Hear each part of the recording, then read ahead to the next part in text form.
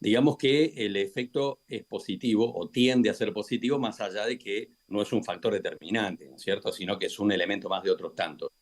Y lo primero que vale la pena decir ahí, por supuesto, es que no es lo mismo que mueva la tasa de interés de Estados Unidos a que la mueva Uruguay, ¿no es cierto?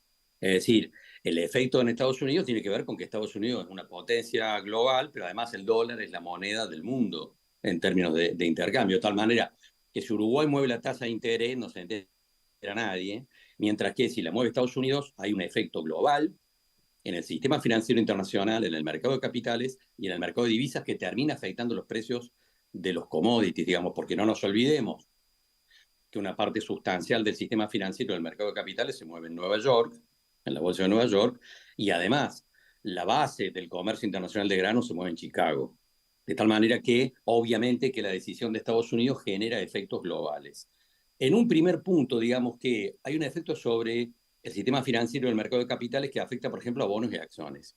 Porque si vos estás en una tasa de interés a plazo fijo y te bajan la tasa de plazo fijo, empezás a tener un incentivo para intentar poner tu dinero, pasarlo a otros activos. Entonces, si la tasa de interés es alta, vos estás con la seguridad del plazo fijo. Si la tasa de interés te baja del plazo fijo, decís, no, te voy a buscar otra cosa que pueda ser más interesante. Esa decisión no es para un pequeño inversor de San Basilio, ¿no es cierto? Sino que es la decisión que toman los grandes fondos de inversión, los grandes jugadores especulativos a nivel global, que entonces dicen, ah, bajó la tasa de interés, yo estaba en tasa de interés y me voy a comprar bonos y acciones, y es lo que ya vimos ayer en todos los mercados globales, digamos, donde los grandes inversores, y los no tan grandes, pero en general el sistema, se va corriendo hacia otros activos porque deja de ser tan atractiva la tasa de interés en un plazo fijo. Esto es lo primero, el impacto de la baja de la tasa de interés de Estados Unidos, potencia global, con respecto al comportamiento de bonos y acciones en casi todos los mercados. Positivas, obviamente, para bonos y acciones. El segundo tema tiene que ver con el mercado de divisas, Marcos. Porque pensémoslo al revés lo que ocurrió en los últimos 2 años. Estados Unidos fue subiendo la tasa de interés los últimos 2 años. Entonces, vos eras un fondo de inversión, un gran jugador de inversión en Europa y estabas en euros.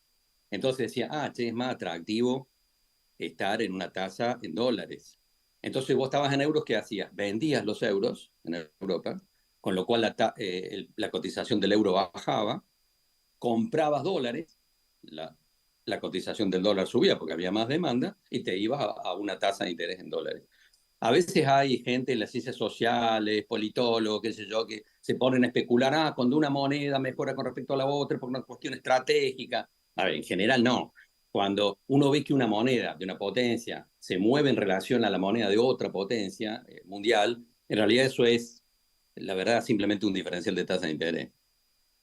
Ahora, el otro tema es que lo que ocurrió en los últimos 2 años, el dólar se fue revaluando en el mundo porque las tasas de interés en Estados Unidos subían, era más atractivo estar en dólares, y entonces eso qué generaba, que vos eras un chino y entonces en Chicago te salía más caro comprar soja, porque el dólar se había encarecido frente a tu propia moneda, digamos. Entonces, digámoslo así, ¿qué fue lo que pasó los últimos 2 años?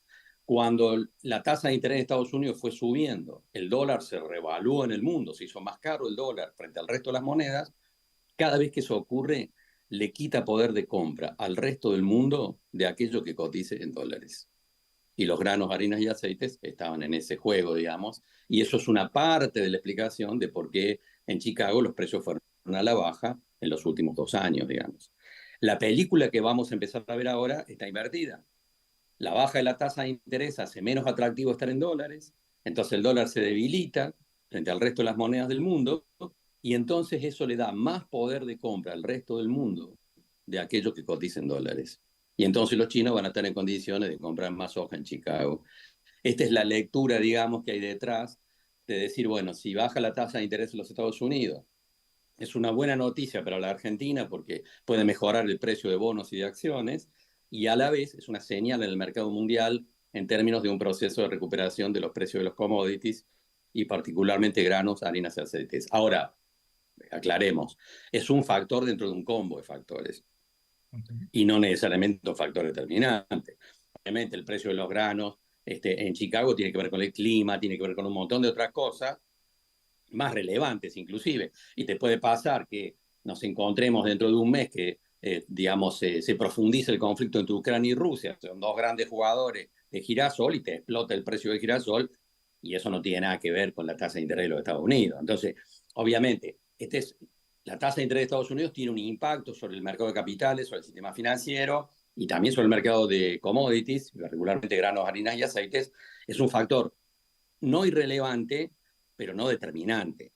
No determinante. Es un factor más dentro de otros aspectos. Pero, digamos, visto en general, digamos que para la Argentina es una buena noticia. Carlos, en los últimos días, el domingo también se conoció, el presidente lo presentó en el Congreso, el proyecto de presupuesto 2025, con algunas pautas generales, como una inflación prevista del 18,3, un dólar a 1.207, el dólar oficial, un crecimiento de la actividad del 5%. ¿Son cumplibles estas metas o demasiado ambiciosas? Son ambiciosas, pero no son descabelladas.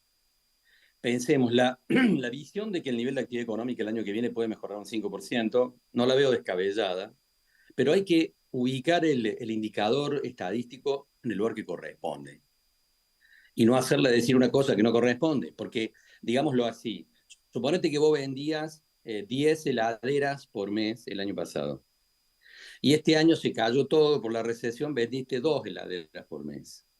Si el año que viene vendés 4 heladeras por mes, es un aumento del 100% medido interanualmente. En realidad seguís al horno con papa porque seguís estando por debajo de tu punto de equilibrio. Entonces, que la economía argentina el año que viene pueda aumentar, fíjate que no estoy usando la palabra crecimiento, Ujú. pueda aumentar el nivel de actividad con respecto a este año un 5%, me parece muy optimista, pero no descabellado, porque venimos de 2 años de fuerte recesión. Venimos de 2 años de fuerte recesión. Y efectivamente el piso de la recesión ya se alcanzó en algún momento del segundo trimestre, de tal manera que por poco que la economía se recupere el año que viene, el indicador del PBI va a dar positivo. Y si no da el 5, dará el 3 o dará el 4, etcétera. Ahora, el tema inflación, en realidad tampoco me parece descabellado. Vos viste que venimos hablando siempre de que la inflación va a la baja, Sí. y yo no descarto que en noviembre, diciembre la inflación sea del 2%. Y la verdad es que el gobierno argentino persiste en la actual política económica, apertura de los mercados, desregulación, equilibrio fiscal, etcétera.